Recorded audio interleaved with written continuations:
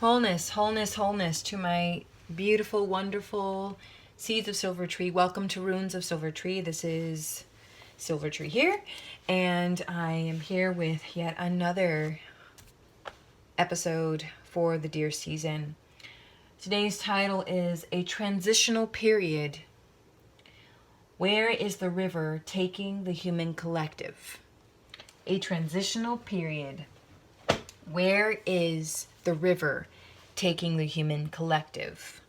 Where is the river taking the human collective?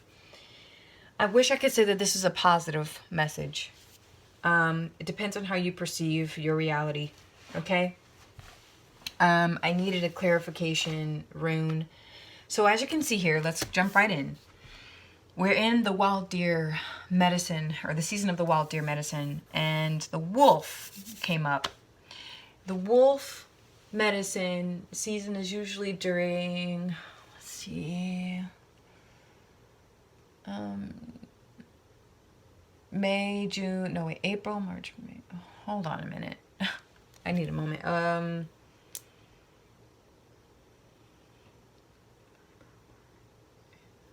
Okay, April, May, June. Okay, and it's wind. It's the wind energy. And the word that came up when I pulled this rune, all right, was confusion. Mass confusion. Okay, and that's probably dealing with the current situations regarding the C19. Okay, this is the rune that also came up. This is the broken arrow. All right, very confirming. You see a man standing there being pulled left and right, and it's just confusing. This is the energy around the rune, around this one here. Okay, so both of these are, they're both wind energy. And then we have a broken cycle, new path. So there will be a decision that the collective will make, which they have already, but I mean, it's more of an individual-based decision at this point. And I see and feel a descent, but as a believer in source and all that is, every path leads back to source. Every path leads back to oneness. So we can be descending, it's going to go back to oneness. Okay, we can ascend, it's going to go back to oneness. Regardless, I see and feel that many people will work through this confusion and they will enter into a higher space, their higher self, a connection, a deeper connection to source. Others will go through the confusion and go deeper and deeper and deeper into it, but they will come out on the other end. How? I'm not sure. You know, there's some experiences in life where you come out stronger and other experiences where you come out weaker. I'm going to close my curtains here.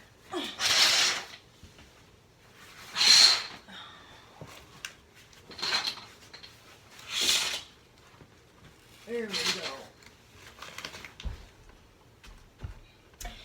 And so this descent, oh, okay, I just heard descent into madness. Really don't like the direction this is going, but it's going, okay? So prepare yourself, all right? It's very, I feel that the human collective is confused, and when you have long periods of confusion, you begin to have these, like I don't want to say hysteria, but really just, it's hard to make a move when the mind is dealing with cognitive dissonance. That's what's taking place here. What is cognitive dissonance, you ask? It's like, for example, if someone smokes a cigarette knowing that it causes cancer and they have a high risk of getting cancer in the family, right? In their genes, but they do it anyway. That's cognitive dissonance, when you know something is doing something, causing something, and usually negative, but you do it anyway. And I find and I feel that is this descent into madness, but the truth is just right here. It's so fucking close, right? Whether this deals with C19 or it deals with a personal truth, a personal discovery, right? But I find that as a collective and an individual approach, as individual humans, everyone's going to have to go through these different phases of themselves if they haven't already been doing the shadow work, right? There's phrases for dark night of the soul and all that stuff. If they haven't gone through these personal phases in their life, they will. They will. They will. I wish I can say everything will be hunky-dory for, you know, even for those who've gone through the work, but everyone will be tested and everyone will be pushed and pulled. It's an expansion of the consciousness, and with that comes growth, and with growth comes growing pains. For those that have done the work, or they seem to be having an easier time through what will begin to unfold this fall, this is indication of leaving a lot of the physical behind and focusing primarily on deepening and expanding your relationship with Source. They become more and more and more detached in each level and each step in their journey of whatever that is. It's maybe a journey with an illness, a journey in a marriage or relationship, a journey in a business, a journey with the C19 lockdown, quarantine stuff, a journey with raising their children, a journey with just getting through the day. A lot of it, the things that don't serve them, they will release down here. Okay? People here in this space, mentally, and this is really focused on the mind, okay? The mental clutter is going to bring them down into a spiraling mess, right? It's like they're going to drag themselves all the way to the truth. Their feet dragging. They're going to claw. They're like Source is going to pull them and drag them to the revelation that they need to awaken, and wherever they are in their path. Spiritual, non-spiritual, religious, non-religious, political, not political. It doesn't fucking matter where anyone's at, what role they play, but they're playing a role. And they're going to see that. They're going to awaken to that. Oh, shit, I'm just playing a role? What? I'm just a piece of a game in a game? No. Yeah. That revelation's going to it's going to hit him hard. And some will fight it all the way. Others, they're not going to be very phased. They're just going to be like, it is what it is. I just know that what I know. I know what I know. That's the thing about the difference between wisdom and knowledge. You can study all the books. You can study every word, right? Because books are written by man, right? It's part of the patriarchal setup in this realm. And so, there's nothing wrong with books at all. Books were my life growing up. My mother was a librarian. Like, I love books, right? But with the difference, what I'm trying to say is the difference between wisdom and knowledge. When you follow knowledge this way, okay, you're gonna go enter into spiral. It's not gonna be very fun. You're gonna feel squeezed into a narrative, into a story that does not serve you. You're gonna feel squeezed to death. It's like a birth. It's a birthing. I feel like the mind, the consciousness of the human collective, we're going through a birth, through these different layers of the birthing process. And then we're right here where we meet the truth. And here, I'm hearing no regrets. I don't know what that has to do. No regrets.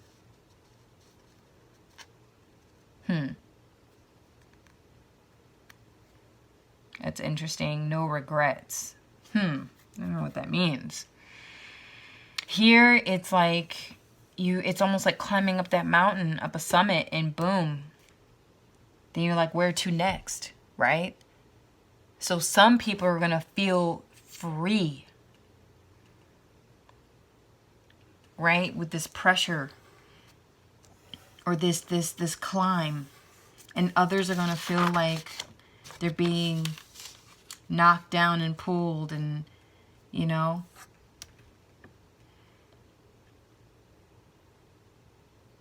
I'm hearing it's going to be painful for many.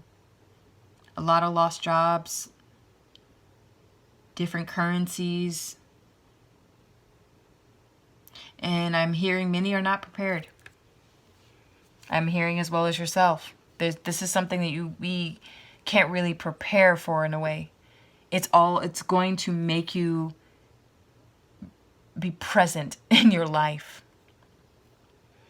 The things that we would distract ourselves with, like, you know, watching Netflix, movies, video games, shopping. Like, I've never felt this pull before, but I have this deep pull to create and hand make everything that I possess.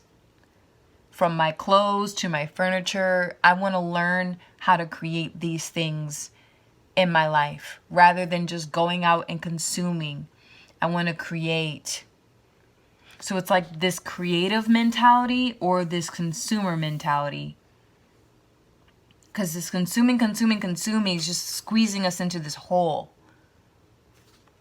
Or into this space where you can't breathe.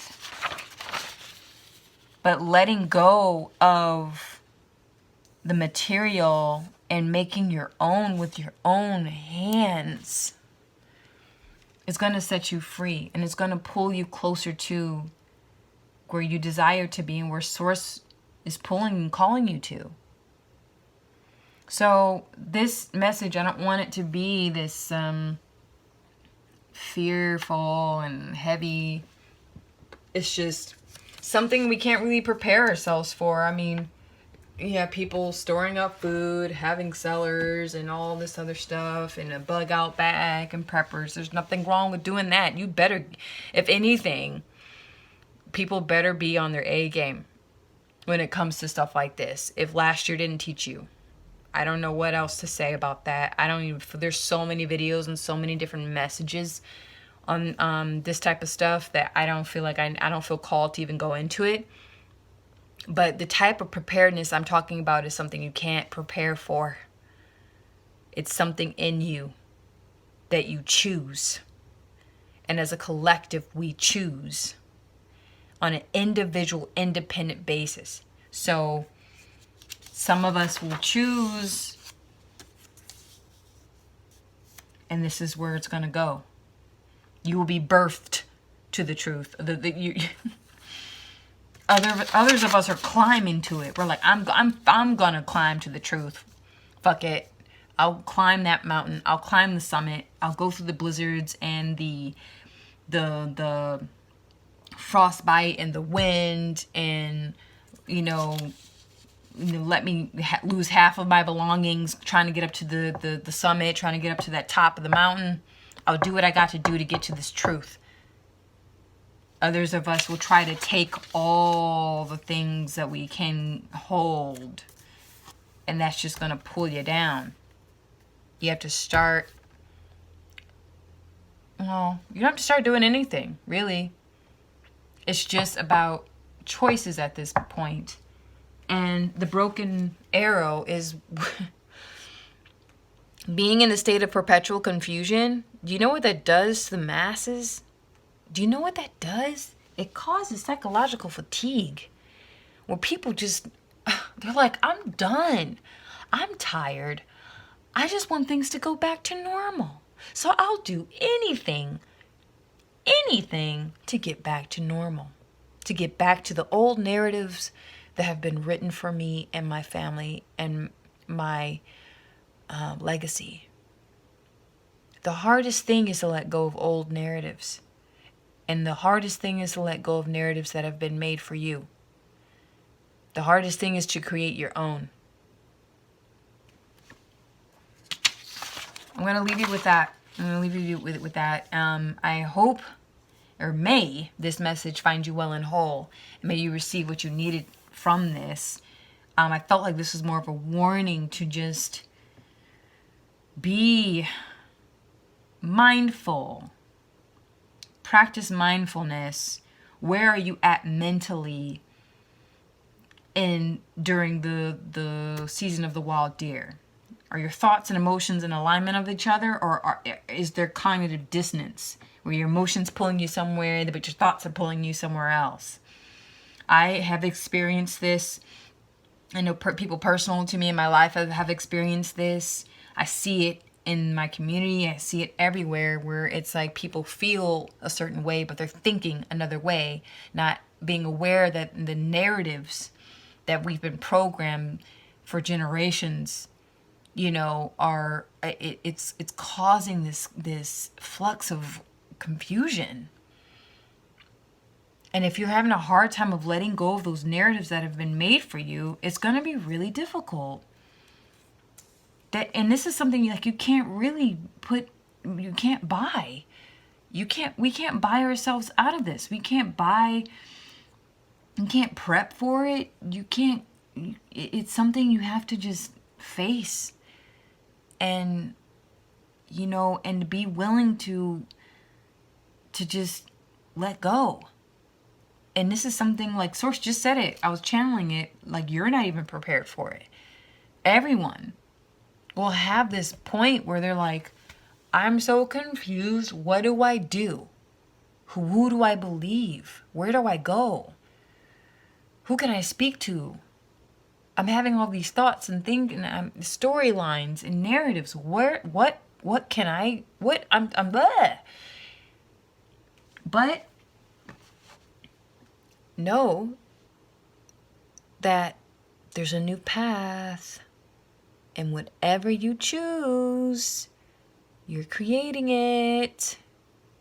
Whether it's something that is in alignment for you or it's not, you're choosing. People always think, oh no, I don't have a choice. I'm a victim. I'm being victimized. Okay. You've chosen the path. We always have a fucking choice. Always. Even if we're living out a narrative that someone's has systematically created for us to live out, we have choices. So thank you so much for listening. Again, may this message find you well and whole. Thank you for tuning in to Runes of Silvertree. And be well. Thank you.